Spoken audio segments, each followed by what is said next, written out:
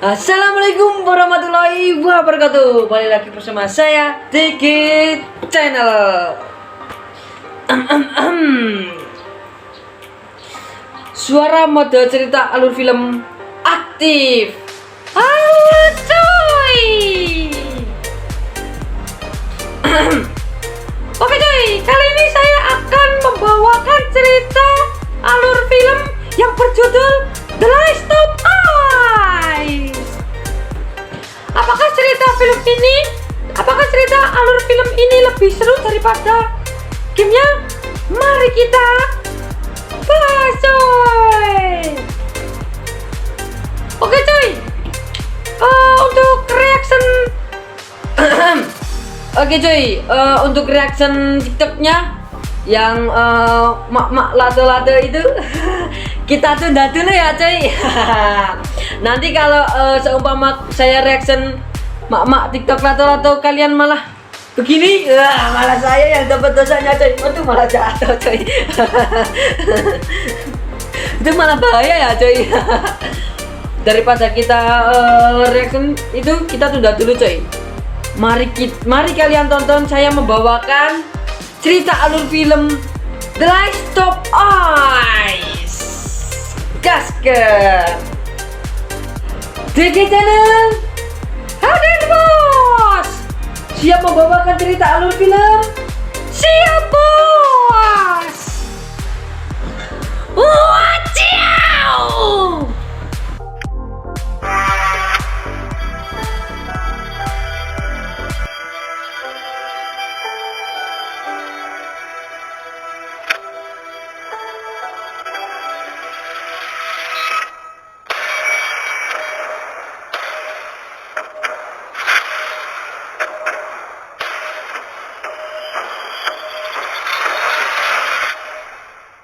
Yuk mulai.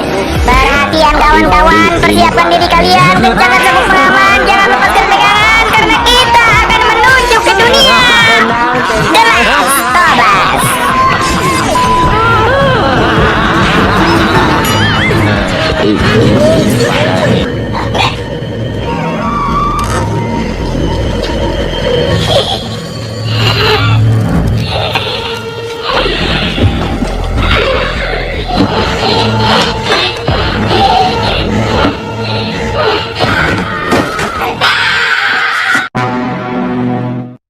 Cerita dimulai mengisahkan tentang seorang pria bernama Joel yang tinggal bersama putri sematawayangnya, Sarah namanya.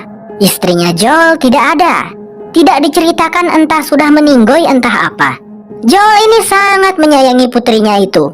Akan tetapi, Joel seringkali sibuk dengan pekerjaannya sampai-sampai terkadang kurang memperhatikan Sarah. Seperti pada malam itu, Joel pulang larut malam dari pekerjaannya. Tapi Sarah masih terbangun menunggu kepulangan ayahnya sebab hari itu adalah hari ulang tahun ayahnya. Sarah memberikan hadiah berupa jam tangan kepada Joel. Sebenarnya itu adalah jam tangan kesayangan Joel yang sudah rusak, dan Sarah memperbaikinya untuk Joel. Dari manakah kau mendapatkan uang untuk memperbaiki jam tangan ini, nak? Tanya Joel. Aku mencurinya dari dompetmu ya, jawab Sarah. Joel pun tertawa. Tapi tidak apa-apa, yang penting kan niatnya. Joel sendiri tidak akan pernah sempat memperbaiki jam tangan tersebut sebab terlalu sibuk. Setelah itu, lalu mereka menonton acara televisi bersama. Dan beberapa menit kemudian, Sarah sudah ketiduran. Joel di situ mendapatkan telepon dari Tommy, adiknya. Tommy bilang dia sedang berada di penjara karena ya mendapatkan masalah. Tommy meminta Joel untuk datang membantunya. Dengan terpaksa, Joel mengiyakan karena kasihan. Terlebih dahulu, Joel menggendong putrinya ke tempat tidur. Setelah itu dia pergi. Scene beralih sesaat, memperlihatkan sebuah acara TV talk show yang tayang di tahun 1968. Ada seorang pembawa acara dan ada dua orang dokter ahli epidemiologi yang diundang dalam acara tersebut. Acara yang mungkin membosankan ya. Tapi sebenarnya ada percakapan sangat menarik di sini guys. Kalian harus memperhatikan dengan seksama ya. Dr. Sean Hayes mengatakan kekhawatiran terbesar umat manusia adalah virus. Virus baru yang sangat berbahaya selalu menghantui umat manusia. Bisa muncul kapan saja. Kemudian dokter satu lagi yang bernama Dr. Newman mengatakan bukan viruslah kekhawatiran terbesar umat manusia, melainkan jamur. Dr. Newman membenarkan bahwa virus sangat berbahaya, terkadang bisa menyebabkan jutaan manusia meninggal. Tapi pada akhirnya manusia selalu menang melawan virus. Nah, berbeda dengan jamur, memang sebagian besar jamur tidak berbahaya. Tapi ada juga mikroorganisme jamur yang bisa mengendalikan. Begini kata Dr. Newman, virus bisa membuat kita sakit, tapi jamur bisa mengubah pikiran. Nih, ada satu kasus jamur yang menginfeksi serangga, masuk ke dalam semut, berjalan melalui sistem peredaran darahnya ke otak semut, lalu membanjirinya dengan halusinogen, sehingga mengubah pikiran semut sesuai keinginannya. Jamur mulai mengarahkan perilaku semut, memberitahu kemana harus pergi dan apa yang harus dilakukan, seperti dalang dengan boneka. Itu belum berakhir. Jamur membutuhkan makanan untuk hidup, jadi ia mulai melahap inangnya dari dalam, mengganti daging semut dengan dagingnya sendiri. Namun jamur tidak akan membiarkan inangnya mati. Dia menjaga inangnya tetap hidup dengan mencegah pembusukan. Bagaimana cara jamur melakukannya? Tanya si pembawa acara. Obat antibiotik penisilin didapatkan dari apa? Dari jamur kan? Nah, itulah cara jamur menjaga inangnya tetap hidup. Di situ Dr. Son Hayes membenarkan perkataan Dr. Newman. Namun dia juga tahu bahwa jamur tidak akan bisa menginfeksi manusia. Karena jamur tidak akan bisa bertahan jika suhu internal inangnya lebih dari 34 derajat Celcius. Sedangkan suhu tubuh manusia normalnya berkisar 36 sampai 37 derajat Celcius. Tapi Dr. Newman bertanya, bagaimana jika dunia mengalami perubahan? Bagaimana jika dunia mulai menjadi lebih panas? Maka hal itu bisa memicu mikroorganisme jamur untuk berevolusi kan? Mereka akan menjadi lebih tahan pada suhu panas. Jika itu terjadi maka bersiaplah miliaran manusia akan menjadi boneka inang para jamur. Tidak ada pengobatan untuk ini, tidak ada pencegahan. Jika itu sampai terjadi, maka sudah dipastikan kita akan kalah, ucap Dr. Newman. But just to be clear, you do think microorganisms pose a fungus? Don't exist. It's not even possible to make them. There are no treatments for this, no preventatives, no cures to spread the infection to... But what if that were to change? What if... So if that happens, fungi seem harmless enough? We lose. Wah, boleh direnungkan ya itu guys. By the way, setelah aku cari tahu, ternyata perkataan Dr. Newman tentang semut yang diinfeksi oleh jamur itu ada loh guys. Beneran terjadi. Kembali pada Sarah yang pada akhirnya terbangun dari tidurnya karena mendengar suara bising di luar. Suara-suara sirine mobil polisi, bahkan helikopter terdengar gugul-guguran di langit berlalu lalang.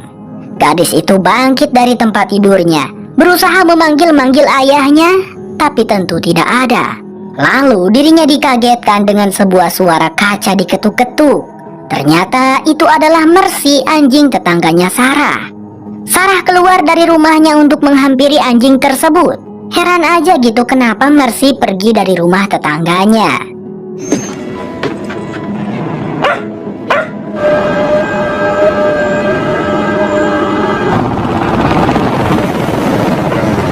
Sarah lalu hendak mengantarkan Mercy ke rumah tetangganya. Namun anjing tersebut tampaknya ketakutan dan tidak mau. Dia malah berlari kabur daripada harus kembali ke rumah itu. Sarah menjadi semakin heran. Lalu terdengar suara gaduh dari rumah tetangganya Sarah itu. Sarah memutuskan untuk mengecek masuk sambil memanggil-manggil. Takutnya kan kenapa-napa gitu tetangganya. By the way, yang tinggal di rumah itu adalah sepasang kakek nenek dengan seorang putrinya. Betapa terkejutnya Sarah saat ia menginjak genangan darah di lantai. Setelah dilihat, itu adalah darah dari si kakek yang sudah terluka parah. Dan semakin terkejut lagi Sarah saat melihat si nenek sedang menerkam putrinya sendiri. Kegiatan si nenek pun terhentikan saat menyadari kehadiran Sarah di situ. Ih, di mulut si nenek itu apa guys? Sarah tentu saja langsung berlari. Si Jombai nenek pun bangkit dan mengejarnya. Saat Sarah sampai di luar, untungnya berbarengan dengan datangnya Joel sang ayah bersama dengan adiknya yang bernama Tommy. Joel dengan terpaksa harus membunuh si Jombai nenek dengan menggunakan kunci Inggris.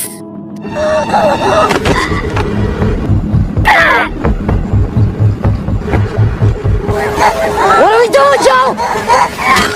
Sarah terlihat sangat shock. Joel berusaha menenangkan putrinya itu. Joel dan Tommy lalu berencana meninggalkan kota untuk menghindari kekacauan yang terjadi. Mereka masih tidak mengerti dengan apa yang terjadi, tapi yang jelas cari amanlah dulu. Ketika hendak pergi, si kakek dan anaknya tampak sudah bangkit menjadi Jombai. Atas perintah dari Joel, Tommy menggas saja mobilnya, menabrak kedua tetangga mereka itu yang sudah menjadi Jombai. Sarah bertanya kepada ayahnya sebenarnya apa yang terjadi. Namun Joel dan Tommy juga tidak tahu pasti. Dari kabar yang beredar sih katanya ini diakibatkan oleh semacam virus atau parasit. Apakah kita juga sakit, ayah? Tanya Sarah lagi. Tidak, itu hanya terjadi pada sebagian orang, nak, jawabnya Joel. Lalu mereka pun mendapat masalah ketika jalan di depan dipadati oleh banyak mobil. Sepertinya orang-orang juga memikirkan hal yang sama dengan mereka, yaitu pergi dari kota. Sesuai arahan dari Joel, Tommy mengemudikan mobilnya mengambil jalan pintas lewat area tanah terbuka untuk menghindari kemacetan. Tapi ternyata di perbatasan kota terdapat tank-tank militer yang dibariskan berjejer menghalangi. Itulah penyebab kemacetannya. Pihak militer mencegah para penduduk untuk pergi dari kota. Namun Joel tidak kehabisan cara. Ia mengetahui sebuah jalan lain untuk pergi dari kota, yaitu dengan melewati sebuah lapangan golf di dekat pusat kota. Mereka lalu putar balik. Singkatnya mereka sampai di kota. Tommy dengan baik mengikuti arahan dari Joel melewati jalan-jalan gang di kota tersebut. Akan tetapi di suatu momen mereka kesulitan untuk melaju, dikarenakan di sana terjadi kekacauan luar biasa yang diakibatkan oleh orang-orang yang terinfeksi. Joel menyuruh Tommy untuk terobos tabrak aja lah. Tapi di sana tiba-tiba semuanya dikagetkan dengan munculnya pesawat oleng yang langsung terjatuh dan meledak di tempat tersebut. Sampai-sampai mengakibatkan mobilnya mereka terbalik. Untungnya ketiganya masih selamat, tapi kecelakaan barusan membuat pergelangan kaki Sarah terluka. Joel dengan segera mengeluarkan putrinya dari mobil. Namun tepat setelah itu, sebuah mobil polisi oleng menabrak mobil terbalik mereka dengan kerasnya. Tommy yang berada di sisi lain mobil menjadi tidak bisa menghampiri Joel dan Sarah karena terhalangi mobil dan juga bangunan. Jadi di situ mereka berpisah. Tommy bilang mereka bisa bertemu di dekat sungai. Bergegaslah Joel sambil menggendong Sarah untuk mencari jalan ke pinggir sungai. Tapi nahas sekali, mereka berdua malah berpapasan dengan beberapa Jombai yang sedang mukbang manusia. Salah satunya menyadari keberadaan Joel dan Sarah. Dia langsung berlari mengejar. Terjadilah kejar-kejaran antara Mamang Joel dengan si makhluk Jombai. Joel kesulitan untuk berlari cepat karena sambil menggendong putrinya. Untungnya si Jombai terlalu ngebut larinya sampai nabrak-nabrak segala yang ada.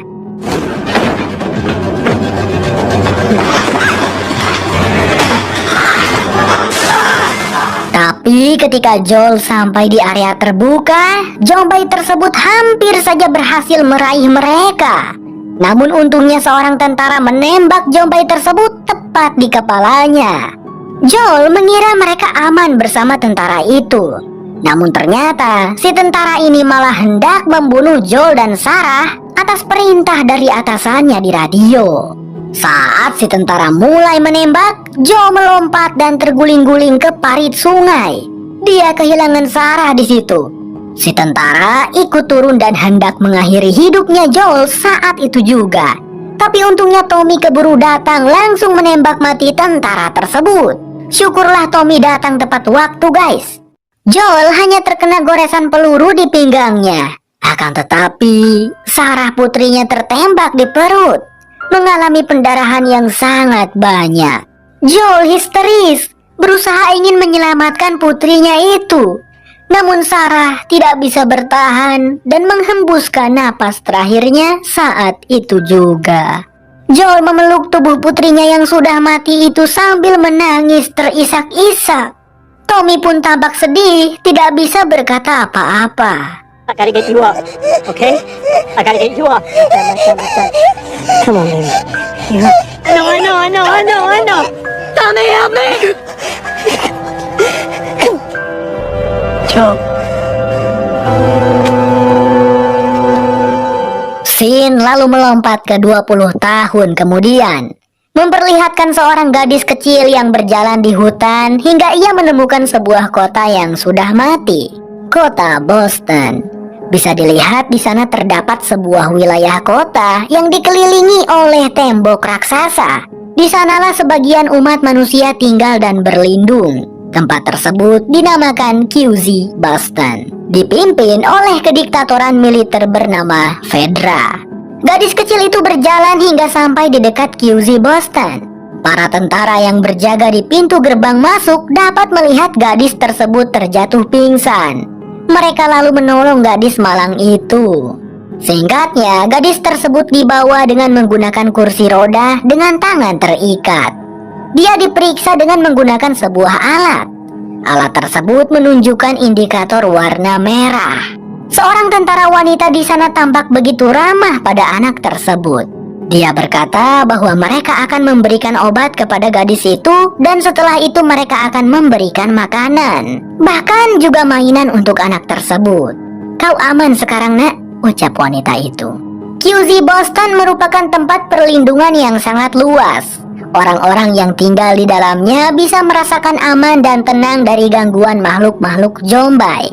Dan sedikit informasi, pihak militer Fedra menerapkan sistem kartu ransum sebagai alat tukar sah mereka di tempat itu. Orang-orang bisa mendapatkannya dengan cara bekerja atau berjualan. Seperti saat ini, Joel terlihat sedang bekerja bersama beberapa orang, membakar mayat-mayat manusia yang mati karena terinfeksi. Di sini, kita akan dibuat miris saat Joel mengangkat dan membakar tubuh si gadis yang tadi. Rupanya gadis tadi disuntik mati oleh para tentara itu karena sudah terinfeksi. Bukan diberi obat ternyata teman-teman, karena sejatinya tidak ada obat untuk orang yang terinfeksi. Dan di QZ Boston ini tentunya juga ada peraturan yang tidak boleh dilanggar oleh para penduduknya, di mana salah satunya adalah para penduduk tidak boleh keluar dari tempat perlindungan tersebut tanpa seizin pihak militer. Jika ketahuan melakukannya, maka orang tersebut akan langsung dieksekusi mati. Seperti yang terjadi kepada dua orang ini yang nekat melarikan diri dari QZ Boston dan akhirnya tertangkap. Lalu, di QZ Boston juga terdapat kelompok perlawanan yang bernama Fireflies. Orang-orang yang berdedikasi ingin meruntuhkan kekuasaan militer di QZ Boston. Mereka menginginkan demokrasi dan kebebasan di tempat itu. Kelompok Fireflies ini tersembunyi dan juga menutupi identitas mereka ya guys. Jadi pihak militer Fedra tidak tahu siapa saja orang-orang yang tergabung di dalamnya. Sedikit informasi, selama 3 pekan terakhir ini kelompok Fireflies sedang gencar-gencarnya melakukan teror, meledakkan bom-bom di titik-titik tertentu di wilayah QZ Boston. Hal itu cukup membuat pihak militer ketar-ketir dan memperkuat penjagaan militer mereka. Dan ini adalah pemimpin kelompok Fireflies. Namanya adalah Marlene, seorang wanita ya. Saat ini dia sedang berbicara empat mata dengan tangan kanannya yang bernama Kim. Kepada Kim, Marlene mengutarakan alasan sebenarnya mengapa mereka meneror pihak militer Fedra selama 3 pekan terakhir ini dengan bom-bom mereka. Aku ingin mereka memperketat penjagaan mereka di tempat-tempat tersebut, Kim. Tempat-tempat yang kita teror. Sehingga mereka tidak akan sadar bahwa kita berada di gedung ini. Penjagaan di sini akan melemah. Malam ini seluruh anggota Fireflies akan kukumpulkan di gedung ini dan kita akan meninggalkan QZ Boston bersama-sama. Jelasnya Marlene. Kim merasa heran, kenapa kok tiba-tiba sekarang? Kenapa tidak dari dulu? Itu adalah karena mereka kini punya misi yang sangat-sangat penting. Kita akan membawa gadis yang kita sekap itu menuju ke barat. Itulah misi utama kita saat ini, Kim, cek Mbak Marlin, sambil memberikan secari kertas berisikan sebuah pesan. Setelah membacanya, Kim tampak sangat tidak menyangka. Apakah itu benar? Tanya Kim. Ya, itu benar. Dan aku mohon kau harus merahasiakan ini, Kim, jawabnya Marlin. Sementara itu di sisi lain, Joel sedang dilanda galau gundah gulana parah. Adiknya yaitu Tommy sebenarnya tergabung dalam kelompok perlawanan Fireflies. 3 minggu yang lalu, Tommy pergi keluar dari QZ Boston untuk melaksanakan sebuah misi dari Fireflies. Tapi sampai detik ini, Tommy belum kunjung kembali. Joel menemui seorang anggota Fireflies yang bertugas di bidang komunikasi. Dia mengatakan belum ada kabar sama sekali dari Tommy. Hal itu membuat Joel semakin yakin untuk berencana pergi mencari Tommy. Tapi ia harus mempersiapkan semuanya terlebih dahulu. Pertama, kendaraan. Kendaraannya Joel sudah punya, akan tetapi kendaraannya membutuhkan aki baru. Untungnya sih Joel sudah membeli aki pada seseorang bernama Robert. Singkat cerita, Joel terbangun dari tidur siangnya dan mendapati partnernya yang bernama Teresa sudah pulang. Joel bertanya di mana akinya. Lalu Teresa bercerita bahwasanya Robert sudah menipu mereka. Saat akan mengambil aki tersebut, Teresa malah diserang oleh anak buahnya Robert. Robert tidak mau memberikan aki itu karena dia akan menjualnya pada orang lain, Joel. Parahnya dia juga tidak mau mengembalikan kartu kita, ujar Teresa. Maksudnya kartu adalah uang ya guys. Uang mereka kan kartu-kartu ransum. Joel di situ sudah bersiap-siap ingin memberi Robert pelajaran. Tapi Teresa meyakinkan Joel agar mereka berpikir jernih dulu. Mereka harus melakukan pembalasan dengan cara yang cerdas. Pokoknya mereka akan merebut aki itu beserta kartu-kartu ransum mereka kembali. Kembali pada kelompok Fireflies. Inilah sosok gadis yang kelompok itu sekap. Namanya adalah Ellie. Dia masih belum tahu kenapa dirinya disekap di sana. Gadis itu terus berharap pihak militer Fedra mencarinya dan menyelamatkannya dari kelompok teroris ini. Lalu tak lama kemudian Marlin datang mengunjunginya. Marlin duduk di samping Ellie lalu berbicara secara persuasif kepada gadis itu. Bahkan Marlin melepaskan borgol rantainya. Marlin berkata bahwa Ellie sebenarnya memiliki tujuan yang sangat besar. Ellie harus ikut dengan mereka malam ini, pergi meninggalkan QZ Boston. Kenapa? Tujuan yang sangat besar maksudnya apa? Tanya Ellie heran. Marlin lalu berkata bahwa ia akan mengatakan sesuatu kepada Ellie sekarang, sesuatu yang sangat penting. Tapi Ellie tidak boleh mengatakannya kepada siapapun. Jika Ellie sampai membocorkannya, maka Ellie bisa mati. Baiklah, apa itu? Tanya Ellie. Tapi tidak diperlihatkan ya, Marlin bilang apanya karena scene langsung berganti. Terlihat Teresa menemui seseorang yang kayaknya tahu banyak informasi tentang Robert.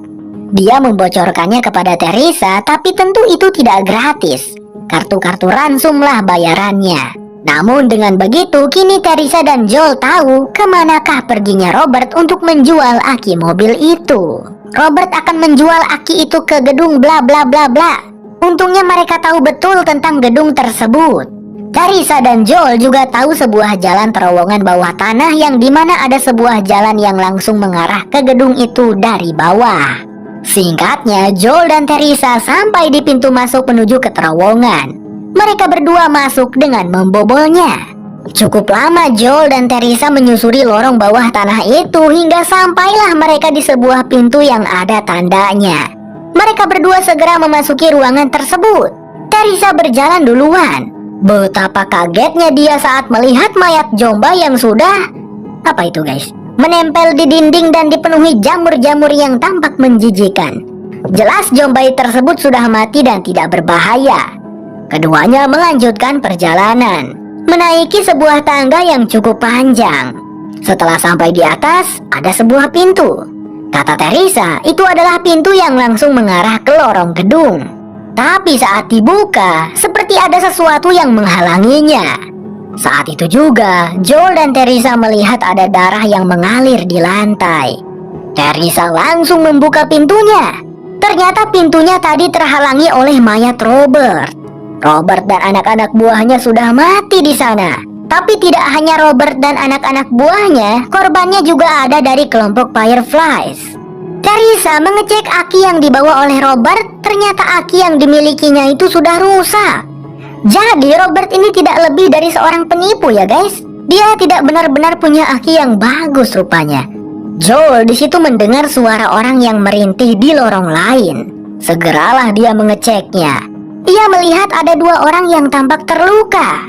Saat Joel hendak mendekatinya, seorang anak muncul menyerang Joel dengan pisau. Tapi Joel yang gesit berhasil membantingnya.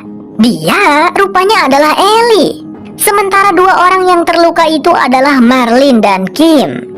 Ternyata Robert menjual akinya kepada kelompok Fireflies ya. Ternyata Marlin dan Joel sebenarnya sudah saling kenal. Mereka tidak bermusuhan, tapi juga tidak berteman. Joel bertanya untuk apa Marlin membeli aki dari Robert. Dan Marlin menjawab, "Kami dalam misi besar untuk mengantarkan gadis itu ke Old State House, Joel. Kami butuh aki dari Robert untuk salah satu truk kami. Tapi si sialan Robert itu malah berniat menipuku. Saat kuusir dia dari sini, si Robert itu tidak terima dan malah mengajak kami baku tembak. Beberapa anak buahku mati. Dan awalnya seluruh anggota Fireflies akan berkumpul di gedung ini. Kami akan pergi untuk mengawal Ellie. Tapi sepertinya orang-orang militer Fedra akan datang kemari dalam beberapa menit karena mendengar baku tembak barusan. Jadi tentu kami tidak akan bisa berkumpul di sini malam ini," jelasnya Marlin. Sekarang Marlin dalam kondisi tidak tahu harus ngapain. Jadi Marlin meminta bantuan Joel untuk membawa dan mengamankan Ellie. Karena dengan kondisi dirinya dan Kim yang terluka, tidak mungkin bagi mereka untuk bisa melindungi Ellie. Dan selain itu, Marlin juga menawarkan kesepakatan. "Begini Joel, Teresa, aku meminta bantuan dari kalian. Aku tahu seberbahaya apa di luar sana. Itulah alasan aku berniat mengumpulkan seluruh anggota Fireflies untuk mengantarkan Ellie malam ini. Tapi semua rencana yang sudah kami susun dengan baik itu sudah buyar gara-gara si sialan Robert. Bisakah tolong misi besar ini kalian berdua yang melakukannya? Aku tahu kemampuan kalian. Dan tenang saja, kami tidak akan meminta bantuan kalian secara cuma-cuma. Setelah kalian berhasil mengantarkan Ellie ke Old State House, timku yang ada di sana akan memberi kalian imbalan apapun yang kalian mau. Truk, bahan bakar, persenjataan, atau persediaan apapun yang kalian mau," tawarnya Marlin. Sejenak Joel dan Teresa berpikir, bagus juga tawarannya. Dengan begitu mereka nanti bisa melakukan pencarian Tommy. Akhirnya Joel dan Teresa menyetujuinya. Meskipun di situ Ellie memprotesnya karena tidak mau ikut dengan Joel, tapi Ellie terpaksa setuju karena Marlin meyakinkannya. Setelah diberitahu tentang sesuatu yang sangat penting itu, Ellie jadi penurut sama Marlin guys. "Jangan sampai gagal Joel," pintanya Marlin sebelum Joel pergi.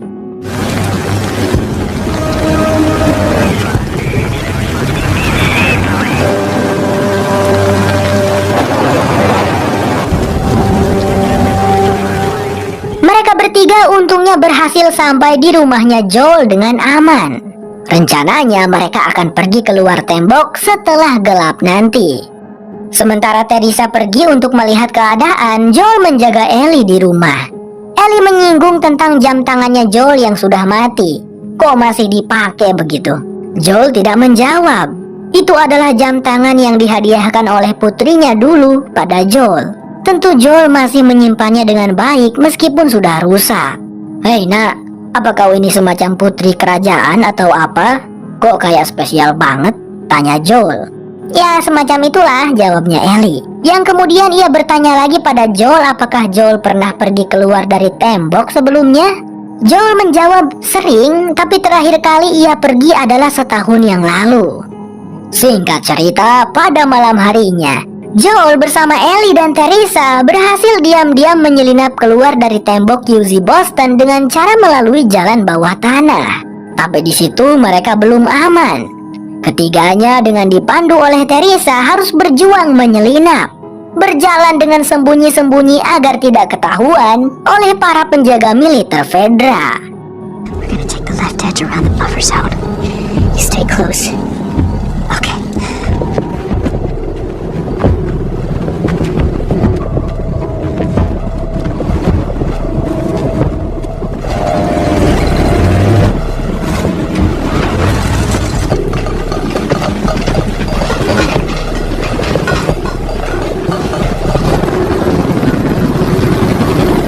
Hampir saja mereka bertiga berhasil, tapi sayangnya ketahuan oleh salah satu penjaga yang sedang berpatroli di luar. Ketiganya lalu diperintahkan untuk berlutut. Penjaga tersebut terlebih dahulu mengecek apakah Joel dan kawan-kawan ini terinfeksi atau tidak menggunakan sebuah alat. Sambil diperiksa, Joel dan Teresa berusaha membujuk si penjaga ini untuk melepaskan mereka. Dan keduanya berjanji akan membayar si penjaga dengan separuh kartu ransum yang mereka miliki. Aku ingin seluruh kartu ransum kalian. Di sini aku mempertaruhkan pekerjaanku loh, ucap si penjaga sambil memeriksa Ellie dengan alatnya. Tapi di situ Ellie tiba-tiba menyerang si penjaga dengan menyucukkan pisaunya sampai si penjaga kesakitan. Si penjaga itu murka dan hendak menembak mati Ellie di tempat, tapi dihalangi oleh Joel. Joel memohon agar si penjaga memaafkan Ellie. Tapi di situ si penjaga berteriak memerintahkan Joel untuk minggir. Situasi tersebut mengingatkan Joel akan momen saat dirinya kehilangan Sarah dahulu, di mana seorang tentara jahat yang telah membuat Sarah terbunuh. Joel menjadi emosi lalu menerjang si penjaga. Dengan membabi buta ia menghajar si penjaga habis-habisan tanpa ampun, sampai penjaga itu tak sadarkan diri atau mungkin saja mati. Ellie hanya bisa terdiam melihat itu.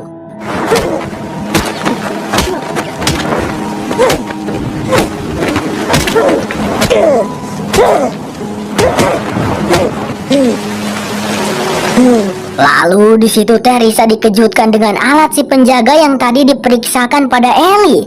Indikatornya menunjukkan warna merah yang menandakan bahwa Ellie ini sudah terinfeksi, guys.